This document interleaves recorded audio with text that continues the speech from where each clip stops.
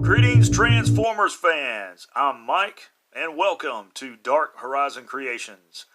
Today, we begin our look at the Transformers Siege War for Cybertron toy line with Voyager-class Optimus Prime. This is a really nicely done action figure, and I really like this line.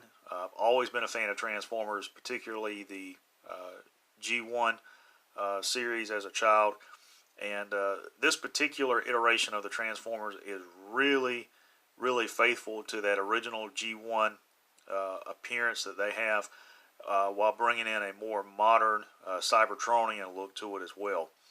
And you know, Hasbro and Takara have just done a really nice job with these figures.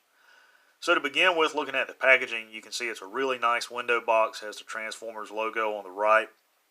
On the left, there's a label tag there with Optimus Prime's name, as well as some Transformer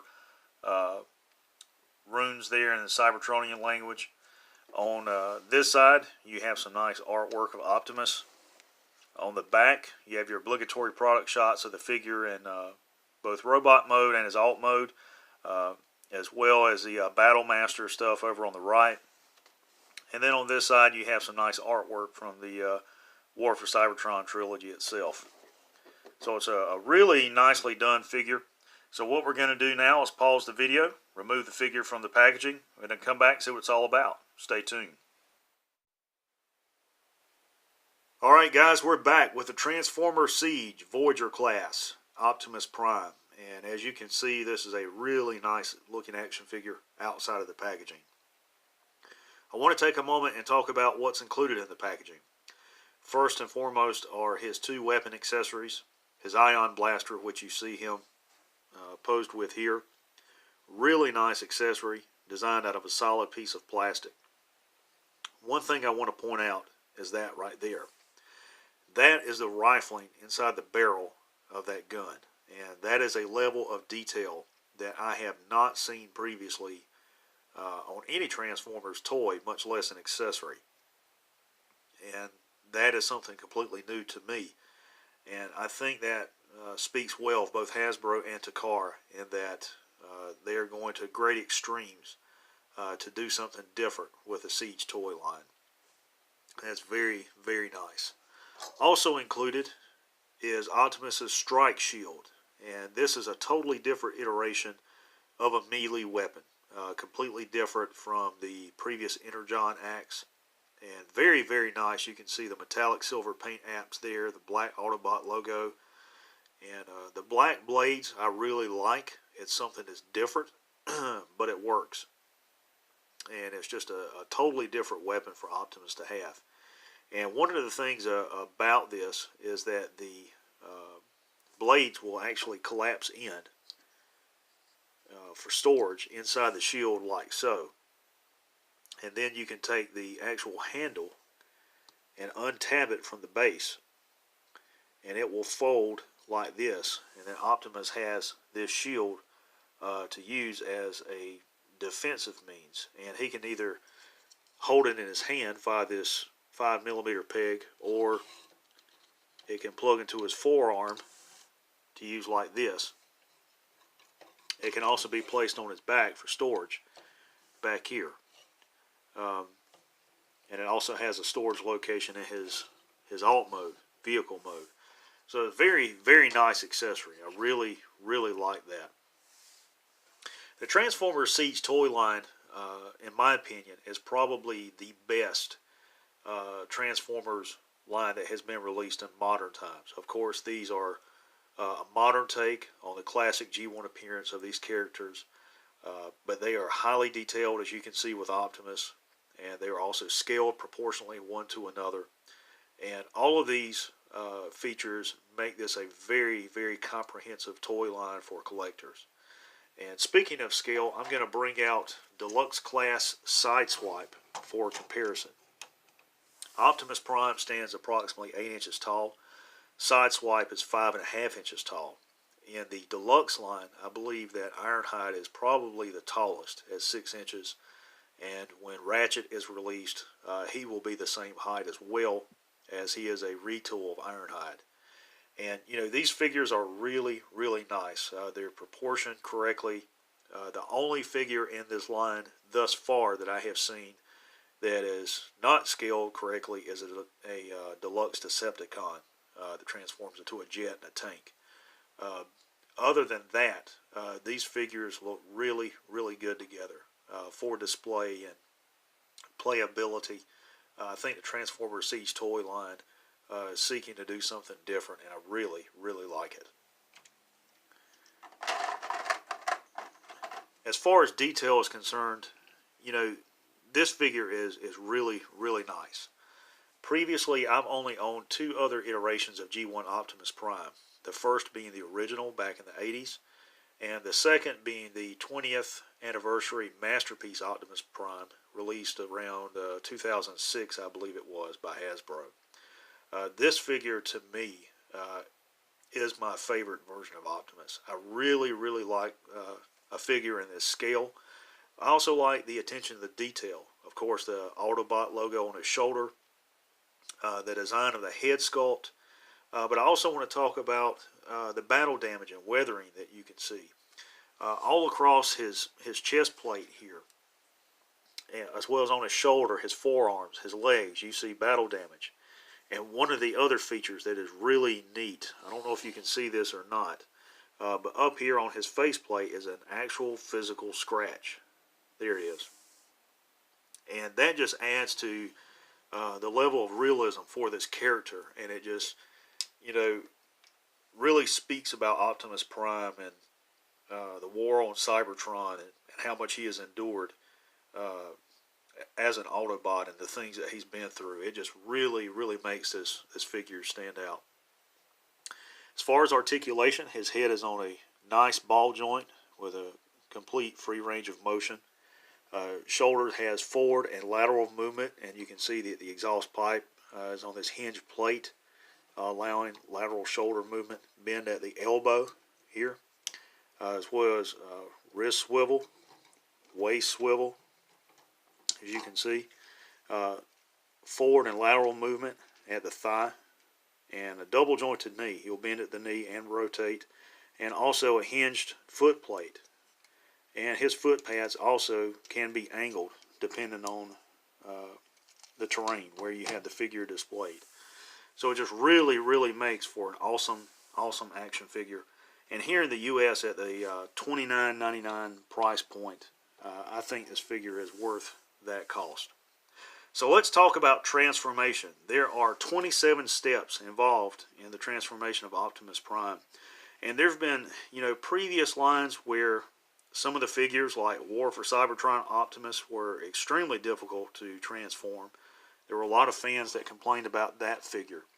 But there have also been lines where the transformation wasn't as involved. And the steps involved in the transformation for this figure make it extremely enjoyable. It's fun to transform, but it's not overly complicated, and it's not overly simplified either. So to begin the transformation process, you want to extend Optimus Prime's arms straight up like so. And you want to come down to his legs. And right here on the front, there's two little panels right there that you want to flip up like that. And you want to take his legs and you want to rotate them 300 or 180 degrees, excuse me. And these gray panels here are tabbed in. You want to untab those. Fold this panel up and just flip this side panel straight up like that. And you want to take this panel and rotate it over like that. And repeat the process on this side.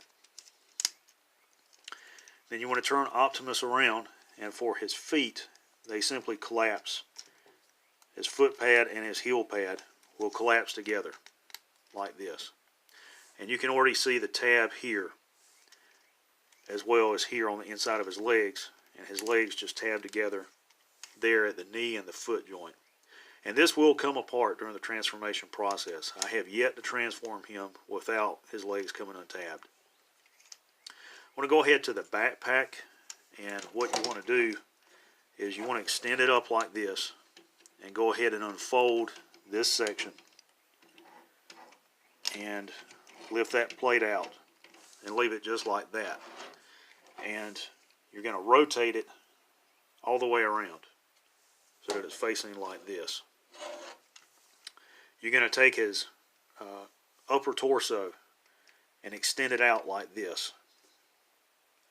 You're going to take the front wheel and pull it out so that it's facing straight down like this for the time being. And repeat that on this side as well.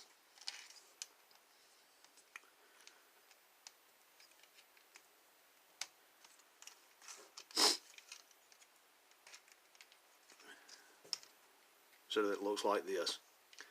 His arms are going to have these panels unfold like this, and his shoulder is going to come back, and his forearm is going to collapse in to form the side of the cab like that. You want to make sure it goes in flush. This side panel is going to tab in just under the bottom of the cab like that. This piece will actually stick out just maybe a millimeter outside of this panel it's supposed to. And then the front wheel is going to come up like this. And you can go ahead and open up the front of the cab, and then you're going to come on this side and repeat that process. And you have to make sure that you have clearance in the back for the smokestack when you're doing this.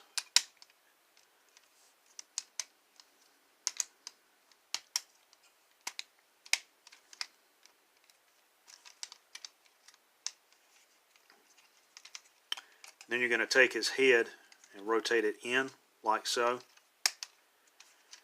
And then you're just going to bring this down, and it's going to tab into place right here on the side like that. It's going to tab into place there. You're going to close the front windscreen. And you can see there's a little bit of a gap here. I have yet to have that completely go down. But there is Optimus Prime in his alt mode. And I wasn't crazy about this part when I first saw it, or this. But you can see it's a G1 alt mode with a more Cybertronian appearance to it. And it's still, really, really nice looking toy. And as far as the back, there's actually no kibble at all. I mean, nothing's really exposed back here. These two panels, when they flip up on his knees, do so to cover up his legs that are underneath the cab there. And even as far back inside the cab, you don't see any robot parts exposed. None. And you flip it over and you really don't see anything either. His legs are there, of course, but you can't tell that's what that is. And that makes this a really, really nice alt mode for Optimus Prime. Now you can see this port right here. That's for the strike shield. Simply plugs in there, and that's the storage for it. And let me angle the camera down. His blaster can plug in here on either of these ports, as well as on the side here. I choose not to do so. I think it looks fine as it is. And ladies and gentlemen, there you have Transformers Siege Voyager-class Optimus Prime. And that's a really, really nice collectible. If you don't have this figure, I would definitely pick it up while you can. I have checked several times on Walmart's website, and they are always out of stock with this figure. Thank you guys for watching the video review.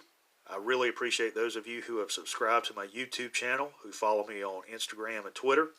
If you haven't subscribed, please do so. You can also check out my Facebook page, Dark Horizon Creations, where I detail all of my custom work. I share news from different franchises such as Halo, Transformers, Star Wars, Star Trek, and other genres. If you have a custom project you'd like me to work on, you can email me directly at darkhorizoncreations@gmail.com or message me through the Messenger app on Facebook. Thanks for watching. Stay tuned. There's more to come.